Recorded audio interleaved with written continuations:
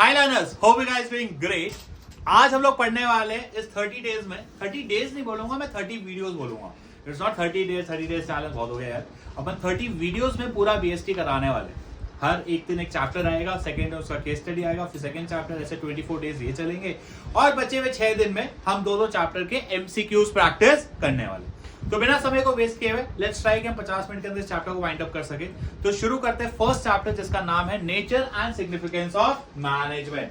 तो सबसे पहले अब हमें इसमें बहुत ही इंपॉर्टेंट सी चीजें पढ़नी है कि what is the meaning of management, कि भैया मैनेजमेंट का मतलब क्या होता है। तो मैनेजमेंट इज नथिंग, वो एक प्रकार का क्या है, प्रोसेस। जब हम एक प्रोसेस की बात करते हैं तो प्रोसेस की डेफिनेशन आप लोगों को आनी चाहिए कि सर प्रोसेस का मतलब क्या होता है। Process is nothing but the sequence of steps. कौन से सीक्वेंस ऑफ स्टेप्स हम फॉलो कर रहे हैं, जैसे कि 5 सीक्वेंस होते हैं, जैसे planning, organising, staffing, directing and controlling, जो हम आगे पढ़ेंगे कि मैनेजमेंट में 5 सीक्वेंस ऑफ स्टेप्स होते हैं, प्लानिंग, ऑर्गेनाइजिंग, स्टाफिंग, डायरेक्टिंग और लास्ट कंट्रोलिंग। कोई भी मैनेजर इन सारी चीजों को बहुत अच्छे से प्लान कर रहा है, ऑर्गेनाइजिंग कर रहा है। क्यों? मैं अपने टास्क को, आप अपनी पढ़ाई को, लास्ट 4 महीने की पढ़ाई को हो गया, मैं पढ़ाने को हर कोई ढंग से प्लान करे, ऑर्गेनाइज करे, स्टाफ करे, डायरेक्ट करे। क्यों? ताकि जो भी मेरा एम है, जो भी मेरा टारगेट है, क्या गाइस, जो भी अपना एम है, जो भी अपना टारगेट है, उसको अपन अचीव करे। 2 E. First E stands for effective. क्या बच्चा लोग, फर्स्ट ई क्या चीज के लिए स्टैंड करता है? That stands for effective. T stands for कि भाई जो भी काम हमें दिया है, जो भी हमारा गोल है, जो भी हमारा टारगेट है, उससे हम कैसे अचीव करें, ऑन टाइम, कैसे भी करके समय पे पूरा करना है। भाई ये टास्क है, काम को समय पे पूरा कर दो। और दूसरा कि भाई एफिशिएंसी। एफिशिएंसी का मतलब सी स्टैंड्स फॉर एफिशिएंसी में इंपॉर्टेंट है सी, दैट स्टैंड्स फॉर कॉस्ट। कि सर जो हमें बजट दिया ना उसी के अंदर करना है। मुझे 100 यूनिट्स बनाने के लिए सर 10,000 रुपए दिए, तो मुझे मेरे गुड्स 10,000 यूनिट्स में रुपए में बना देना है, तो दैट इज कॉस्ट। ये बोलता है डूइंग द राइट थिंग, जो काम बोला गया है उसी को करना। चाय बनाने को बोला गया, चाय बनाना। और दूसरा डूइंग थिंग्स राइट, मतलब चीजों को सही तरीके से करना। चाय बनाने को बोला गया, उसमें 2 कप चाय, 2 चम्मच चीनी, थोड़ी सी चाय पत्ती, उतनी ही। ऐसा नहीं कि आप 6 कप चाय दूध डाल रहे हो, 6 चम्मच चाय पत्ती डाल रहे हो, ऐसा नहीं करना है। चीजों को ढंग से करना। देखोगे इफेक्टिवनेस और एफिशिएंसी। इफेक्टिवनेस का मतलब क्या होता है, चीजों को कैसे पूरा करना ऑन टाइम। एफिशिएंसी का मतलब क्या होता है, चीजों को कैसे पूरा करना with optimum utilisation of resources. Done. First topic खत्म। अब सेकंड है हमारे फीचर्स, बहुत इंपॉर्टेंट है। मैनेजमेंट के बहुत सारे फीचर्स होते हैं, तो सबसे पहला फीचर इंपॉर्टेंट जो है, नंबर 1 कहां है, that is a goal oriented. हर एक का कलर विजिबल है ना, येलो, हाँ, गोल ओरिएंटेड। हर एक ऑर्गेनाइजेशन का कुछ ना कुछ एक एम है, हर एक ऑर्गेनाइजेशन का कुछ ना कुछ एक टारगेट है। क्या है गाइस? एक एम है, एक टारगेट है, हमें कैसे भी करके उससे अचीव करना है। एक ऑर्गेनाइजेशन में अलग अलग लोग हैं, अलग अलग इंडिविजुअल्स हैं। हम कहीं ना कहीं सारे इंडिविजुअल के एफर्ट्स को, जितने एम्प्लॉइज है, जितने भी वर्कर्स है, सारे इंडिविजुअल्स को एक साथ लेके चलना है। कहां पे? That is achieving only one thing, that is the organisational goal. कहां पे लेके जाएंगे अचीव करने के लिए ऑर्गेनाइजेशनल गोल। दूसरा, अब ये मल्टी डायमेंशन को बात में करेंगे। सबसे पहले परवेसिव। परवेसिव मतलब अपनिज भगवान है। जब भी हम मैनेजमेंट की बात करेंगे, दुनिया के हर एक कोने में, हर एक एक्सपेक्ट पे लगेगा। भाई तुम स्कूल हो कि अस्पताल, तुम एनजीओ हो, प्रॉफिट मेकिंग और नॉन प्रॉफिट मेकिंग, कुछ भी बात कर लो, दुनिया भर का कुछ भी बात कर लो, हर जगह मैनेजमेंट लगेगा। डिफरेंस क्या होगा? On the basis of culture, tradition and history. के सर हमारे यहाँ दिवाली में जब मैनेजमेंट की बात हो तो दिवाली में मिठाई लाना जरूरी है। सर यूएस में दिवाली कल्चर नहीं होता है, यूएस में न्यू ईयर कल्चर होता है, केक पेस्ट्रीज आना जरूरी है। डिफरेंस है, मैनेजमेंट वहां भी कर रहे हैं, लेकिन डिफरेंस कल्चर का है सर, ट्रेडिशन का। हमारा इतिहास ये कहता है, वहां का इतिहास ये कहता है। सीटीएच, डिफरेंस किसके बीच में होगा? Difference of culture, tradition and history. अब नेक्स्ट है कंटिन्यूस। ये जिंदगी के साथ भी, जिंदगी के बाद भी, इट्स अ नेवर एंडिंग। आज आप लोग अभी 12th कर रहे हो, फिर अपना एंट्रेंस एग्जाम करोगे, फिर सीए करोगे, फिर लाइफ करोगे, फिर ये करोगे, वो करोगे। वैसे ही मैनेजमेंट आप इस साल का, नेक्स्ट ईयर, फिर second year, third year, it's a never ending, it's an on going, keywords on going process, it's a composite composite कैसे? कभी आप प्लानिंग करोगे, कभी ऑर्गेनाइजिंग, कभी स्टाफिंग, कभी डायरेक्टिंग, कभी कंट्रोलिंग, कुछ ना कुछ हम हमेशा करते जाएंगे। So it's a never ending process, एक के बाद दूसरा, दूसरे का तीसरा, तीसरे का चौथा चलता रहेगा, फिर वापस से वही कहानी। So it's a continuous process. Planning is a group activity. Group activity कैसे? जितने भी टीम एम्प्लॉयज है भाई, अकेला चना पहाड़ नहीं तोड़ सकता, अकेला टीम मेंबर कुछ नहीं कर सकता। इंडिया ने वर्ल्ड कप जीता T20, वेरी गुड, वो अकेले नहीं जीता था, it's a game sport, it's a team sport, sorry. तो 11 लोगों ने मिलकर एक साथ, टीम स्पिरिट, कॉर्पोरेशन, मिलकर कोऑर्डिनेशन के साथ अचीव किया। तो ये सारे वर्ड है, टीम स्पिरिट, कोऑर्डिनेशन, इंडिविजुअल्स ने साथ में मिलकर एफर्ट्स डाले ताकि जो भी सारे इंडिविजुअल एक साथ आ गए, सारे लोग साथ में आके जो भी मेरा टारगेट है, जो भी मेरा गोल है, हमें उससे अचीव करना। नेक्स्ट है डायनामिक। ये पूरे जिसने भी बीएससी पूरा भी पढ़ा उसको पता ही होगा कि आसपास का जो बिजनेस एनवायरनमेंट है वो बदलता रहता है। अभी जैसे फॉर एग्जांपल अगर हम पूरे साल के स्टार्टिंग में पढ़ते थे तो एक एक लाइन, जिससे मेरे पेड बैच में पढ़ा हो तो हमने वहां पे एक एक स्लाइड, एक एक टॉपिक को बहुत अच्छे से पढ़ा। लेकिन अब वन शॉट का टाइम आ गया तो हम नहीं पढ़ेंगे, बट हम उसको इंपॉर्टेंट चीजों को बहुत इंपॉर्टेंट तरीके से करेंगे। तो we need to change, that's called dynamic. आसपास के सराउंडिंग्स, आसपास के माहौल के हिसाब से जो हमें खुद को अडॉप्ट करना है, खुद को चेंज करना पड़ रहा है। क्या करना पड़ रहा है? खुद को अडॉप्ट, खुद को change. So that is called as dynamic. A business need to change itself, need to be adaptable, need to be dynamic. कि आसपास सिचुएशन बदल रही है, आसपास चीजें बदल रही है, तो हमें भी बदलना जरूरी है।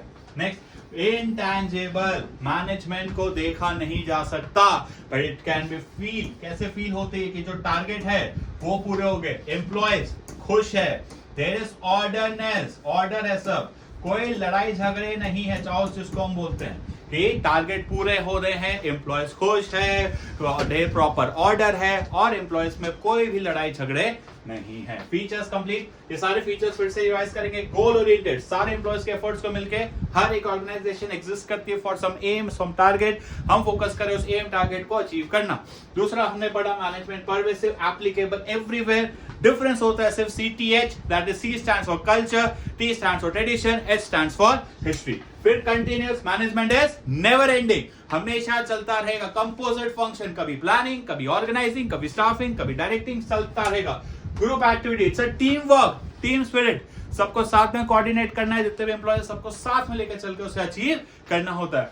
Next it's a dynamic. आसपास का बिजनेस एनवायरनमेंट बदल रहा है तो हमें कहीं ना कहीं उसके हिसाब से अडॉप्ट करना भी जरूरी। इंटैंजिबल, मैनेजमेंट को देखा नहीं जा सकता, उसके प्रेजेंस को हम सिर्फ और सिर्फ फील कर सकते हैं। कैसे? टारगेट्स मीट हो रहे हैं, एम्प्लॉयज खुश है, there is an orderness instead of chaos. Done. अब एक बहुत इंपॉर्टेंट है, that is management is multi dimensional. इसमें प्लीज चीज लिख लेना कि management is a complex process. जो हमारा मैनेजमेंट होता है बहुत ही ज्यादा कॉम्प्लेक्स है। क्यों? क्योंकि इसमें 3 चीजें आती है। सबसे पहले काम, लोग, ऑपरेशन। शादियों का सीजन है तो शादी के घर पे बहुत सारे काम होते हैं। बोले सर क्या समस्या? बोले शादी के रिलेटेड बहुत सारे फैसले लेने पड़ते हैं।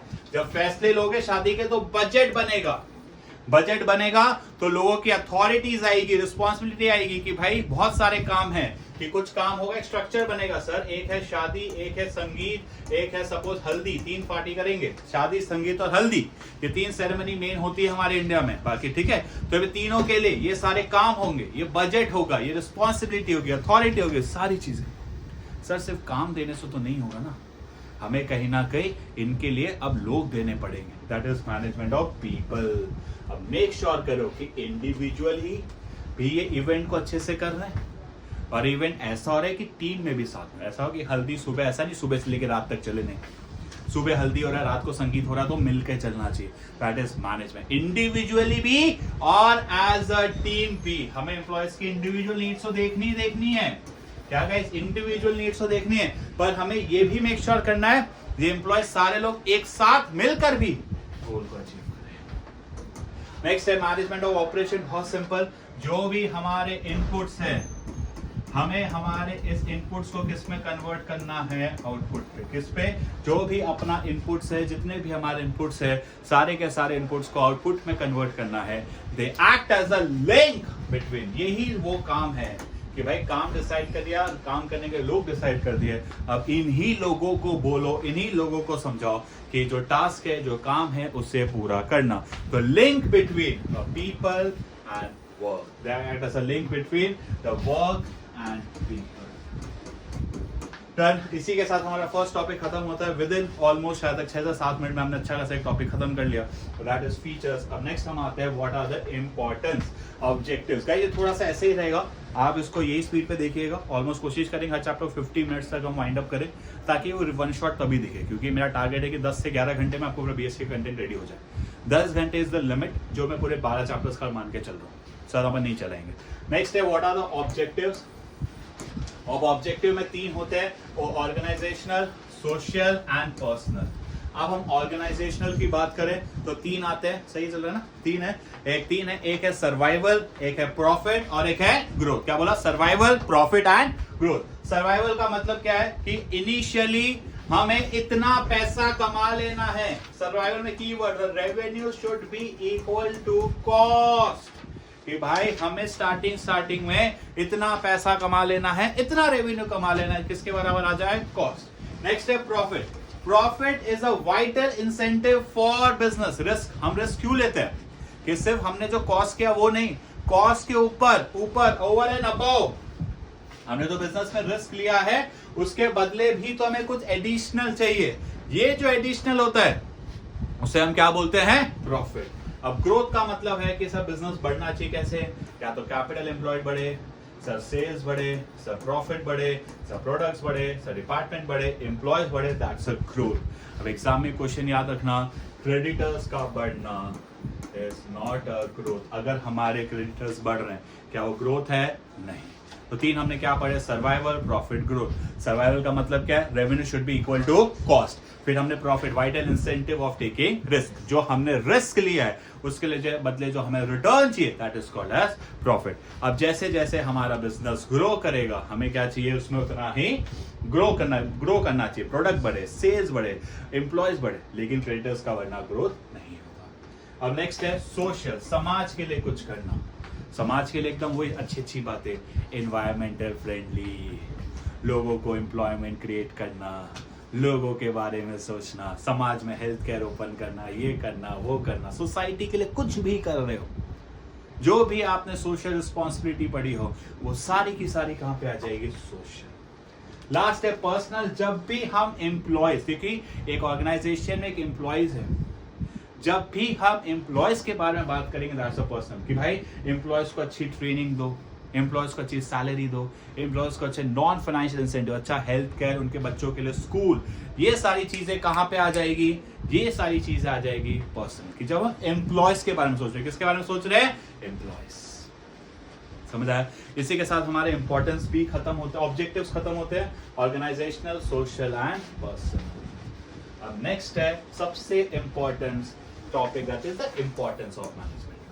सबसे पहला है helps in achieving group goals. जितने भी हमारे एम्प्लॉयज हैं, हम हमारे सारे एम्प्लॉयज के एफर्ट्स को इंटीग्रेट कर रहे हैं, कि जितने भी एम्प्लॉयज हैं, जितने भी वर्कर्स हैं, क्यों ना हम इन सबको साथ में ले चले, इकट्ठा ले चले। क्यों? ताकि जो भी ऑर्गेनाइजेशनल गोल है, टारगेट है, उसको अचीव कर सके। फिर से बताता हूँ, ऑर्गेनाइजेशन एग्जिस्ट करती है फॉर अ गोल, तो हमें मेक श्योर करना है कि सब कैसे भी करके इस गोल को, इस टारगेट को अचीव करें, इंटीग्रेट करें जितने भी एम्प्लॉयज, इन सब के एफर्ट्स को, ताकि हम ऑर्गेनाइजेशनल गोल अचीव कर सके। अलग अलग लोग हैं तो इनके एफर्ट्स को इंटीग्रेट किया, एक साथ लेकर चले। Increase efficiency. एफिशिएंसी का मतलब वही है रिड्यूसिंग द कॉस्ट, जो हमारे बिजनेस के कॉस्ट है उसको हमें कहीं ना कहीं कम से कम करना है। क्या गाइस? जो भी मेरे बिजनेस के खर्चे हैं, जो भी मेरे बिजनेस के कॉस्ट है, वो कम से कम होना चाहिए। और हमारी प्रोडक्टिविटी को हमें बढ़ाना है कि नहीं? क्या guys? We need to reduce the cost. खर्चे कम से कम होने चाहिए, प्रोडक्टिविटी ज्यादा होने चाहिए। कैसे होंगे? Through proper planning, organising, staffing, directing, controlling. यही तो हमारा मैनेजमेंट प्रोसेस है। ढंग से प्लान करो, ऑर्गेनाइज करो, स्टाफ करो, डायरेक्टिंग करो, कंट्रोलिंग करो। तो ये क्या हो गया? Increases efficiency. क्या क्या है, फिर से इंक्रीजिंग एफिशिएंसी, क्या कीवर्ड क्या रखोगे, reducing the cost, increasing the productivity through planning, through organising, staffing, directing and controlling, it results in increasing efficiency. Next, management creates a dynamic organisation. Dynamic का मतलब क्या है, आसपास अगर सिचुएशन बदल रहा है, ये हमने फीचर्स में पढ़ा था, we need to adopt ourselves, we need to change ourselves, accept changes and modify, we need to modify ourselves, yes और नो। अगर आसपास सिचुएशन बदल रहा है, आसपास अगर माहौल बदल रहा है, we need to be dynamic, कहीं ना कहीं खुद को बदलना जरूरी है। तो मैनेजमेंट क्या क्रिएट करता है, management creates a dynamic organisation. किस तरीके का organisation, it creates a dynamic. Next, help से देखो, एक ऑर्गेनाइजेशन में बहुत सारे वर्कर्स हैं, अब इन सारे, एक ऑर्गेनाइजेशन वर्कर्स से बनती है। जब हम वर्कर्स के बारे में सोचेंगे तभी तो ऑर्गेनाइजेशन आगे बढ़ेगी। इसमें क्या याद रखना है, इंक्रीजिंग की अगर ऑर्गेनाइजेशनल ऑब्जेक्टिव अचीव करना है तो पर्सनल यानी एम्प्लॉयज के ऑब्जेक्टिव पे भी ध्यान देना पड़ेगा। जब हमारे एम्प्लॉयज मिलकर काम करेंगे, जब वो कंपनी को ज्यादा प्रॉफिट हो रहा है तो प्रॉफिट का कुछ हिस्सा एम्प्लॉयज के साथ बांटना चाहिए कि नहीं बांटना चाहिए, यस। और लास्ट से डेवलपमेंट ऑफ सोसाइटी, कंट्रीब्यूट कैसे करेंगे सोसाइटी के बारे में, अच्छे प्रोडक्ट्स बनाओ, एम्प्लॉयमेंट जनरेट करो, सो इको फ्रेंडली मेथड्स करो, that is your development of society. Done. तुम लोगों को डाउट सारे हो गए, मैं तुम्हारे कल टेस्ट लूंगा, ठीक है। वो तो अच्छे से पढ़ रहा है, देखो तो मजा आ रहा है ना, मजा आ रहा है ना। चलो ये मेरी स्पेशलिटी है, ठीक है, ऐसे बनाना। चलो अब नेक्स्ट है नेचर ऑफ मैनेजमेंट। 3 होते हैं, science, art and profession. Science, art and profession. शुरू करते हैं। सबसे पहले keyword science. Science is systematic body of knowledge. S से साइंस, एस से सिस्टमैटिक, कि भाई इसमें clearly science is a systematic body of knowledge, कि एकदम क्लियरली सब चीजें दी हुई। इसमें इंपॉर्टेंट से याद रखिएगा कॉज एंड इफेक्ट रिलेशनशिप। इसमें क्लियरली बताया जाता है ऐसा करोगे तो ये होगा। कौन से फीचर में लिखा हुआ है कॉज एंड इफेक्ट, ऐसा करोगे तो ये ही होगा। That is management as science में सिस्टमैटिक बॉडी ऑफ रिलेशनशिप। अब नेक्स्ट है प्रिंसिपल बेस्ड ऑन एक्सपेरिमेंट। जो भी साइंस के प्रिंसिपल है, यानी हाइड्रोजन और ऑक्सीजन की बात करें, जिससे कहीं ना कहीं बनता है पानी, हाइड्रोजन और ऑक्सीजन से, तो इसको हमने डेवलप किया है, इसको हमने एक्सपेरिमेंट किया है, इसको हमने स्टडी करके निकाला है। जब भी हाइड्रोजन और ऑक्सीजन होगा तो एक्सपेरिमेंट करके डेवलप किएगा। और लास्ट, यूनिवर्सल वैलिडिटी। इसका मतलब है यूनिवर्सल वैलिडेट भी है, एप्लीकेशन मतलब हम दुनिया के किसी भी कोने में आज हाइड्रोजन और ऑक्सीजन का रिएक्शन कराए, किसका, हाइड्रोजन और ऑक्सीजन का, हमें हर बार क्या मिलने वाला है, पानी। इससे हम बोलते हैं एक प्रकार से यूनिवर्सल वैलिडिटी। कहीं भी एक्सपेरिमेंट करो, हर बार जो रिजल्ट आएगा, हर बार जो आउटकम आएगा, वो कहीं ना कहीं सेम आएगा, ठीक है। सो अगेन, अब 3 चीजें सिस्टमैटिक बॉडी ऑफ नॉलेज में, cause and effect systematic defined है, principle based on experiment develop करके निकाले गए, रिपीटिवली एक्सपेरिमेंट, और लास्ट यूनिवर्सल वैलिडिटी। कहीं भी अप्लाई करो सेम रिजल्ट देंगे। लेकिन क्या मैनेजमेंट में सिस्टमैटिक चीजें डिफाइंड है? Yes, management is a systematic. खुद की थियरीज है, प्रिंसिपल्स आप सेकंड चैप्टर में पढ़ोगे। खुद की वोकैबुलरी, अभी हमने पढ़ा इफेक्टिवनेस, अभी हमने पढ़ा efficiency, they have the vocabulary, तो यस फर्स्ट फीचर है। बट क्या प्रिंसिपल डेवलप ओवर एक्सपेरिमेंट है? यस, बट क्या एग्जैक्ट साइंस है? नहीं, इट्स एन इनएग्जैक्ट साइंस। क्यों? हम मैनेजमेंट चीजों पे नहीं दोस्तों, हम मैनेजमेंट इंसानों पे करते हैं, और हर इंसान एक जैसा हो बिल्कुल नहीं। हम प्रिंसिपल सही से एक्यूरेटली अप्लाई नहीं कर सकते, हम प्रिडिक्ट नहीं कर सकते based on repeated experiment, but the outcome are not capable of accurately predicted. क्या प्रिंसिपल्स ऑफ मैनेजमेंट पे एक्सपेरिमेंट्स किए जाते हैं? यस, एक्सपेरिमेंट किए जाते हैं, यस, बट क्या उनको प्रिडिक्ट हम कर सकते हैं रिजल्ट हर बार? नहीं, क्योंकि हर सिचुएशन अलग होती है, हर इंसान अलग होता है। क्या principle of management universally applicable है? एप्लीकेबल है। अगर बात की जाए एप्लीकेबल की तो आंसर इज यस, बिल्कुल सर। हमारे प्रिंसिपल ऑफ मैनेजमेंट हर जगह अप्लाई होते, कोई शक नहीं इस बात पे। बट क्या सर यूनिवर्सल वैलिडिटी है? नहीं सर, क्योंकि हर सिचुएशन, हर माहौल अलग होता है। इसलिए हम मैनेजमेंट को कहते हैं एक प्रकार का इन एग्जैक्ट साइंस। क्यों? बिकॉज हम एक्सपेरिमेंट्स इनको डेवलप तो कर सकते हैं, बट हम इसको कहीं ना कहीं एक्यूरेटली प्रिडिक्ट नहीं कर सकते, और हर बार हमें कहीं ना कहीं सेम आंसर नहीं देता है। अब नेक्स्ट है management as an art. Art is skilful, किसी चीज को स्किलफुली अप्लाई करना, डांसिंग, सिंगिंग, बोलना, पढ़ाना, ये सब एक आर्ट है। अब सबसे पहले एग्जिस्टिंग ऑफ थियोरेटिकल नॉलेज, जैसे आज मुझे जो पढ़ाना है उसकी पढ़ाने की बुक्स है वगैरह है, मैं पढ़ के आपको पढ़ा रहा हूँ, थियोरेटिकल नॉलेज है। Next personal application. गाइस हर एक का पढ़ाने का स्टाइल अलग है। आज मैं इकलौता कोई बीएसटी का यूट्यूब पर पढ़ाने वाला टीचर नहीं हूँ, मेरे से हजारों टीचर है, ठीक है, हजारों। हर एक का अपना स्टाइल है, हर एक का अपना तरीका है। वैसे ही इंडिया में सिंगर एक कोई अकेले नेहा कक्कर मैम नहीं है, अरिजीत सिंह भी है, आतिफ असलम भी है, बहुत सारे लोग हैं। हाँ, दिलजीत सर भी है, बहुत सारे सर, बहुत सारे मैम है जो गाना गाते हैं। तो हर एक का सेम गाना सब अपने अपने स्टाइल में गाते हैं। इसको हम क्या बोलेंगे? एक तरीके का पर्सनलाइज्ड एप्लीकेशन। सब अपने स्टाइल अपने तरीके से करते हैं। और लास्ट है बेस्ड ऑन प्रैक्टिस। इसमें मैं बस एक सिंगर का एग्जांपल दे, जुबिन नौटियाल ले लो, कपिल शर्मा ले लो, ये सब एक टाइम पे कोई आते हिट नहीं थे, बट ये आज हिट है। क्यों? ये कीप ऑन प्रैक्टिसिंग। आप कपिल शर्मा का फर्स्ट कभी ऑडिशन देख लेना, लोगों ने उसको रिजेक्ट किया था as a singer winger, but आज वो देख लो। आप अपने टैलेंट पे, अपने स्किल पे जितना ज्यादा प्रैक्टिस करोगे उतना स्ट्रांग होंगे। लाइफ का सिंपल सा फंडा है, मैं एकदम क्लियर बात बताता हूँ गाइस। अभी आप 12th में हो, कई लोग सोचते हो सर अब तो क्या ही हो सकता है, 4 महीने बचे, जो 8 महीने में नहीं किया, 6 महीने में नहीं किया, आप क्या ही कर लेंगे। अभी भी कर सकते हो, और मार्क माय वर्ड्स, अभी तुम 100 भी ला सकते हो। बिल्कुल झूठ नहीं बोलता, जब पढ़ाता हूँ तो बिल्कुल झूठ नहीं बोलता। नवंबर, दिसंबर, जैन, फेब 15 को अगर तुम्हारा ईपी भी है, बहुत टाइम है।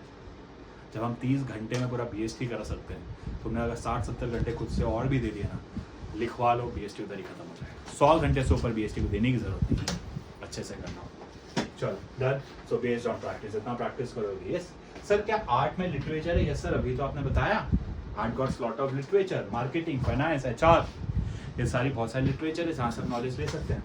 क्या सर आर्ट में भी हम पर्सनलाइज्ड नॉलेज ले सकते हैं? यस सर, पर्सनलाइज्ड एप्लीकेशन है, पर्सनलाइज्ड स्किल है, हर कोई अपने तरीके से मैनेज करता है। सर मैं ऐसे करूंगा, आज रतन टाटा का मैनेजमेंट स्टाइल अलग होगा, अडानी सर का अलग हो, सॉरी रतन टाटा तो सॉरी मुकेश अंबानी सर का अलग रहेगा, अनिल अंबानी का अलग रहेगा, वे सबके अपना अपना स्टाइल थे, पर्सनलाइज्ड। और बात कर लो बेस्ड ऑन प्रैक्टिस, आज देखो रतन टाटा एक टाइम पे जब उनको एक जैगुआर कंपनी ने शायद तक मना कर दिया था कि हम आपको साथ डील नहीं करना चाहते, और उसी कंपनी को उन्होंने खरीदा था। आपकी मैनेजमेंट क्रिएटिविटी लगा के आप एक्सपर्ट बन सकते हो। That's the respect. It's based on practice and creativity. So क्या तीनों फीचर मैनेजमेंट में एप्लीकेबल है? Yes. इसलिए management is an art of getting work done. ये work done with others. Through others भी लिख सकते हो, with others. Next है मैनेजमेंट एज प्रोफेशन। इसमें इससे ज्यादा इंपॉर्टेंट इसके फीचर्स के पॉइंट बहुत इंपॉर्टेंट है, तो इसको प्लीज ध्यान से सुनिएगा आने वाले 1 मिनट। सबसे पहले well defined body of knowledge है। अगर आप सीए करना चाहते हो तो इंडिया में आपको पहले सीए फाउंडेशन करनी पड़ेगी, फिर सीए इंटरमीडिएट करनी पड़ेगी, और एट दी एंड आपको कहीं ना कहीं सीए फाइनल देनी पड़ेगी।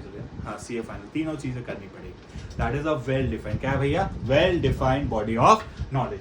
नेक्स्ट है पर्सनल, नेक्स्ट है रिस्ट्रिक्टेड एंट्री। आप सीए तब तक नहीं कहला लेते जब तक आप उसके एग्जामिनेशन देखें। आपको CA foundation, CA intermediate, CA final तीनों के एग्जाम भी देनी है, और साथ में क्या एक्वायर करनी है? You need to acquire the educational degree. हमारे पास कहीं ना कहीं उसकी डिग्री होनी चाहिए। जब डिग्री होगी तभी आप सीए कहलाओगे, नहीं तो नहीं। अब तीसरा है personalised, that is a professional association. Personally professional है कि गाइस आपको उस प्रोफेशनल, अगर सीए की प्रैक्टिस इंडिया में करनी है तो आईसीएआई का हमें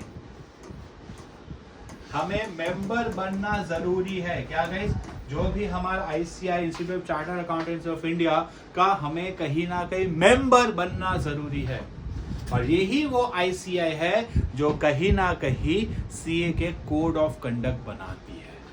प्रोफेशनल एसोसिएशन में 2 पॉइंट है। सबसे पहले हमें इस प्रोफेशनल एसोसिएशन का क्या बनना पड़ता है, मेंबर। क्या बनना पड़ेगा, member.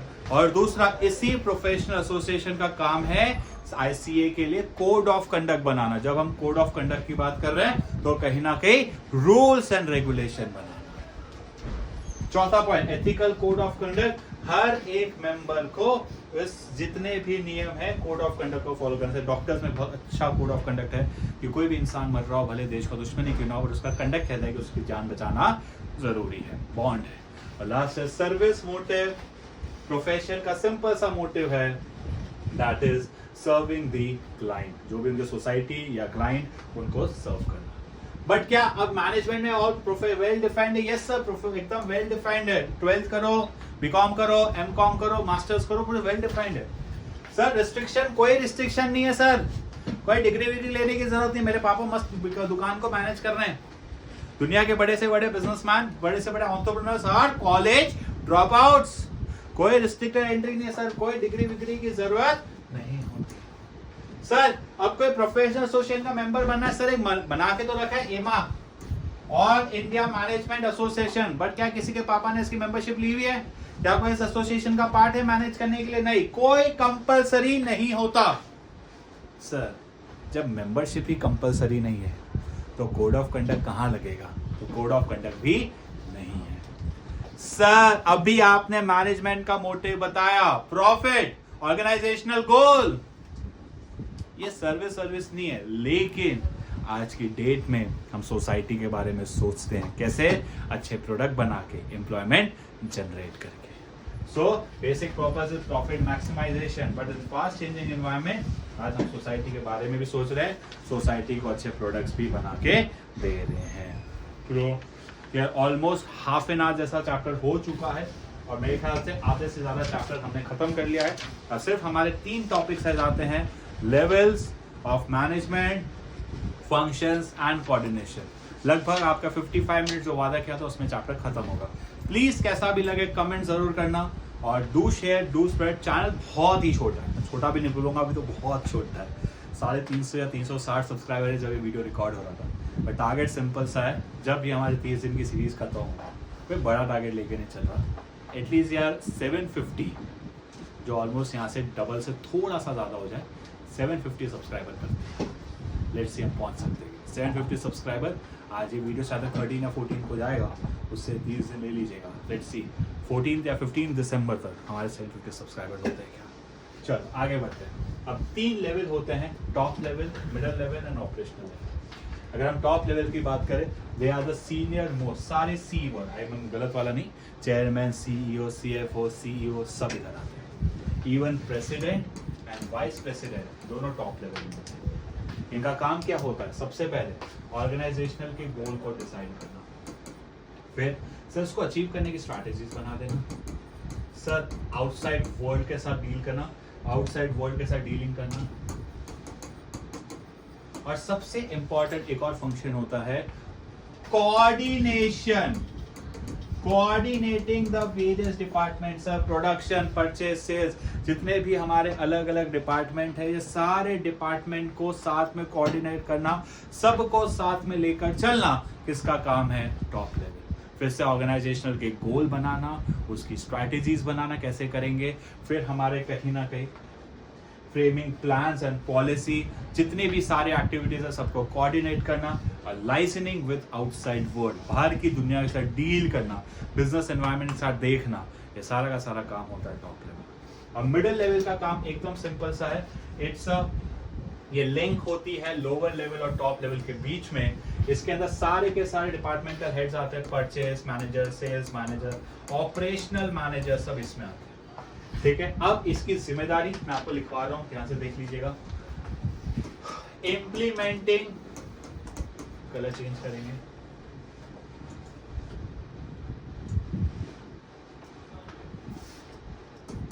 Implementing the top level plan.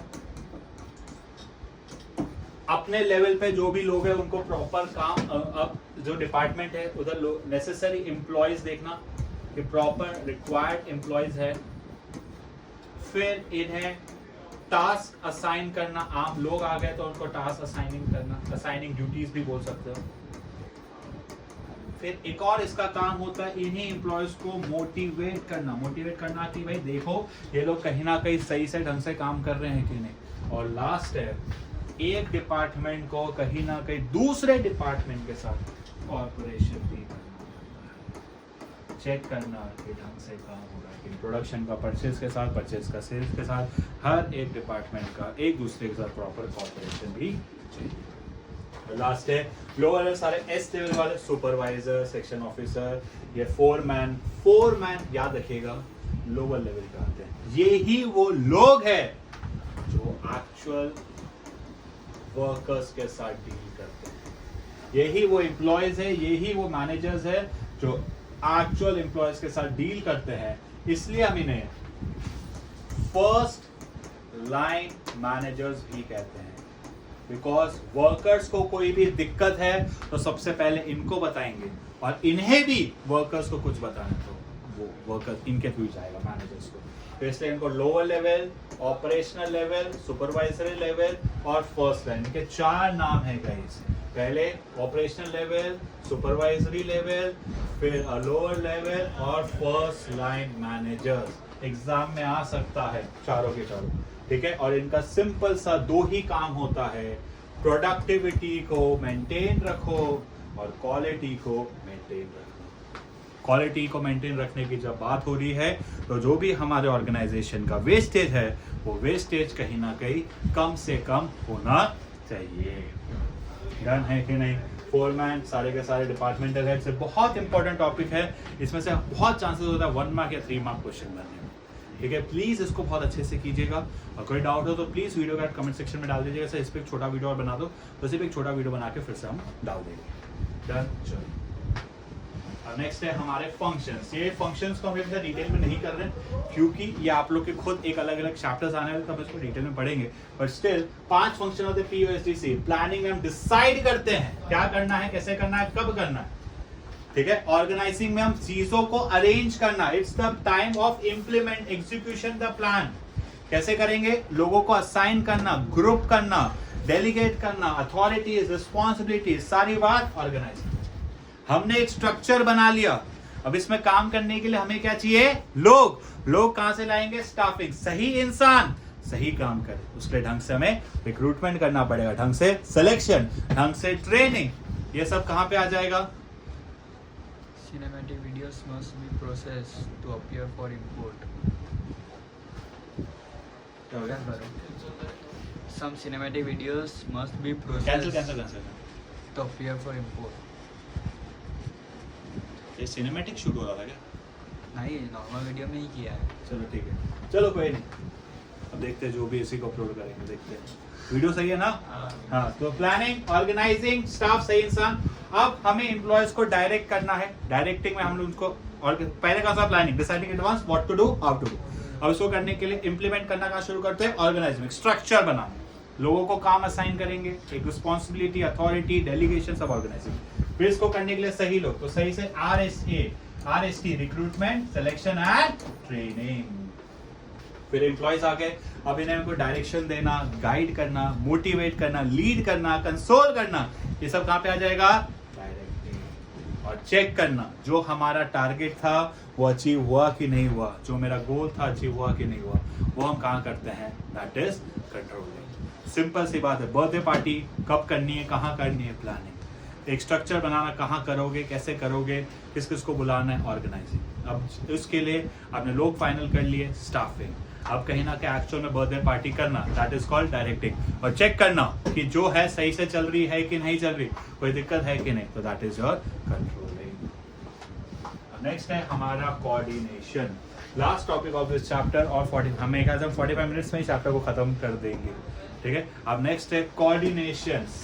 इसमें कीवर्ड याद रखना, सिंक्रोनाइजेशन। मैं वर्ड नहीं लिख रहा, बट अब याद रखोगे सिंक्रोनाइजेशन। कीवर्ड इज सिंक्रोनाइज करना, इट्स अ थ्रेड। अगर मोतिया सारे फंक्शन है, जो धागा इन सारे फंक्शन को साथ में लेके चलता है, दैट इज कोऑर्डिनेशन। सारी एक्टिविटीज, सारे फंक्शंस को साथ में लेके चलना, वो हर लेवल। एसेंस क्यों है? हर फंक्शन हर लेवल पे कोऑर्डिनेशन लगता है। Top level, middle level, operational level को कोऑर्डिनेट करना है, सारे डिपार्टमेंट्स को कोऑर्डिनेट करना है, प्लानिंग ऑर्गेनाइजिंग में कोऑर्डिनेशन चाहिए, हर चीज में कोऑर्डिनेशन होना चाहिए। अब एक चीज याद रखिएगा, अगर कोऑर्डिनेशन है बट कॉर्पोरेशन नहीं है तो टास्क तो हो जाएगा बट एम्प्लॉयज खुश नहीं होंगे, क्योंकि कॉर्पोरेशन का मतलब मैं समझता हूं एम्प्लॉयज के इसमें कितना मिलजुल है, नहीं होगा टास्क पूरे, एम्प्लॉयज खुश नहीं होंगे। लेकिन अगर कोऑर्डिनेशन नहीं है और कॉर्पोरेशन है, कुछ भी कर लो भले एम्प्लॉयज खुश है, मजा आ रहा है, आपका टास्क ही पूरा नहीं। तो हमें दोनों चीजें रखनी होती लॉन्ग रन में कि we need to have a coordination as well as corporation. अब चलो आ जाओ इसके last second topic, that is characteristics. Integrate group effort. जितने भी अलग अलग भिन्न भिन्न प्रकार के एम्प्लॉयज है, सब अलग अलग इंटरेस्ट, सब अलग अलग सोच से है, हमें कहीं ना कहीं इन सब के एफर्ट्स को एक साथ एक ही दिशा में लेके जाना है। वो क्या है? That is achieving the organisational goal. जब एम्प्लॉयज की बात हो तो इंटीग्रेट ग्रुप एफर्ट्स, लेकिन अब बाइंडिंग फोर्स, कीवर्ड क्या बोला? Binding force between the departments. हमें सारे डिपार्टमेंट्स को भी कहीं ना कहीं साथ में लेके चलना है, इकट्ठे लेके चलना है। तो that is integrate unity of action. क्या? Unity of action. Next continued coordination never ending है, क्योंकि कभी प्लानिंग, कभी ऑर्गेनाइजिंग, कभी स्टाफिंग, सीरीज ये चलता रहेगा, कभी रुकने वाला है क्या? नहीं। नेक्स्ट परवेसिव, हर लेवल, हर डिपार्टमेंट में एप्लीकेबल होता है गाइस। हर एक लेवल के हर डिपार्टमेंट, मतलब top level, middle level, operational level, हर डिपार्टमेंट को, अगर प्रोडक्शन हेड, उसका मैनेजर, उसके नीचे वर्कर्स, तो हर लेवल के हर डिपार्टमेंट में, हर सिचुएशन में ये कोऑर्डिनेशन एप्लीकेबल होता है। Next responsibility of all the managers. Yes, top level पूरा ऑर्गेनाइजेशन को कोऑर्डिनेट करता है, मिडिल लेवल अपने डिपार्टमेंट को कोऑर्डिनेट करेगा, ऑपरेशनल लेवल क्या कोऑर्डिनेट करेगा? Day to day activities. Top level क्या करता है? पूरे ऑर्गेनाइजेशन को, मिडिल लेवल डिपार्टमेंट को, ऑपरेशनल डे टू डे। और डेलिब्रेट, सोचा समझा, सोच समझ के करना होता है इन अ कॉन्शियस मैनर। ऐसे नहीं हवाबाजी में करो, हमें कंफ्यूजन हटाना है, डेलिब्रेटली अच्छे से करना है। That is coordination is a deliberate function. फिर से एम्प्लॉयज की और इंटीग्रेट, डिपार्टमेंट की और unity of action, never ending. जब हर लेवल हर डिपार्टमेंट में लगता है तो दैट इज कॉल्ड एज, हर लेवल हर डिपार्टमेंट में लगता है, दैट इज कॉल्ड एज कहीं ना कहीं परवेसिव। हर एक मैनेजर की responsibility, top to the organisation, middle अपने डिपार्टमेंट और operational day to day activity. Last topic of today video is the importance. तो तीन होते हैं, growth in size, function differentiation और स्पेशलाइजेशन। जैसे जैसे ऑर्गेनाइजेशनल ग्रोथ बढ़ेगा तो एम्प्लॉयज बढ़ेंगे, तो इन्हीं एम्प्लॉयज के बीच में हमें कहीं ना कहीं चाहिए सबसे ज्यादा, कहीं ना कहीं कोऑर्डिनेशन। अब अगर हमें हमारे ऑर्गेनाइजेशनल गोल को अचीव करना है, एक ऑर्गेनाइजेशन बहुत सारे एम्प्लॉय से बनती है, तो जब इन इंडिविजुअल्स के बीच में हार्मनी होगी, पीस होगी, जब इंडिविजुअल मिलकर काम करेंगे तभी तो ऑर्गेनाइजेशनल गोल अचीव होगा। तो बढ़ते ऑर्गेनाइजेशन के साथ साथ we need to have an harmony between the individual goals and the organizational goals. Clear है? Growth in size, heroes. Clear है? Growth in size. अब next है function. सुनो, जैसे जैसे ऑर्गेनाइजेशन बढ़ती है, बहुत सारे डिपार्टमेंट्स है, production, purchase, sales, marketing, there should be conflict of interest. Production बोलेगा ऐसे, परचेज बोलेगा ऐसे, तो हमें कहीं ना कहीं इन डिपार्टमेंट्स को साथ में क्या करना पड़ेगा? कोऑर्डिनेट। अब इन डिपार्टमेंट को हमें साथ में लेकर आना पड़ेगा, ठीक है। और लास्ट है स्पेशलाइजेशन। जब अब ऑर्गेनाइजेशन बढ़ती है तो हम स्पेशलिस्ट हायर करते हैं, कुछ प्रोडक्शन स्पेशलिस्ट, कुछ परचेज स्पेशलिस्ट, कुछ सेल्स। जैसे फॉर एग्जांपल हर सब्जेक्ट पढ़ाने के स्पेशलिस्ट है, हमें मेक श्योर क्या करना है? There should be a coordination across various specialist, तभी तो स्पेशलाइजेशन आता है। इसी के साथ हमारा चैप्टर 1 खत्म होता है। आप लोगों को कैसा लगा वीडियो में जरूर कमेंट कीजिएगा। गेट रेडी, कल हम इसकी करने वाले केस स्टडीज। गेट रेडी, मिलते हैं नेक्स्ट वीडियो में। आज के लिए इतना ही, टाटा बाय बाय, सी बाय।